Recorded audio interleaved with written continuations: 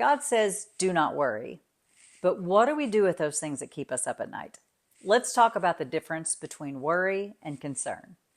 I'm Jill Jamison, and I'm a girl who spent too many years battling shame and guilt from her past. Even after surrendering my life to Jesus, I struggled to see myself the way that God saw me.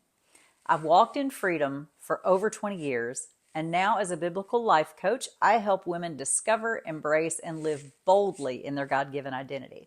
So I'm picturing you sitting down with me with a cup of coffee because that's one of my favorite things to do. You know, if I've heard it once, I've heard it a million times that worry is a sin. But I've looked for those exact words in Scripture and it's not there. But it is one of those things that Jesus says, do not do. So what do we do with those things that trouble us? Because there are some things that we can turn over to God by faith more easily than others.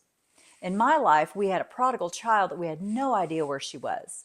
We had a pregnancy scare, and our child, when she was 6 months old, was life-flighted in an emergency, and our son-in-law was shot in the line of duty.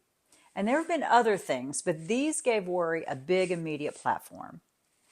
So if hard things come and God knows them and sees them all, are we just supposed to chill out, forget about it? Not at all. So what do we do? Here's the difference between worry and concern. With worry, I would sit and I could just wring my hands, rocking back and forth, and because I can't change a single thing in my circumstances, and every possible negative outcome is coming to my mind. But with concern, I can fold my hands in prayer and take those concerns to God. With our prodigal, I had a choice. I could wring my hands or I could fold them. And I learned to fold them to seek God's kingdom in prayer. Worry taken to God turns into concern. Let me say that again. Worry taken to God in prayer turns into concern. God saw that this mama's heart was breaking for her child. And the more I prayed, the more he reassured me that he loved me and her. What did Jesus do when he was concerned about his disciples or the nation of Israel? It says he prayed. But sometimes when peace comes after prayer, we can almost feel guilty.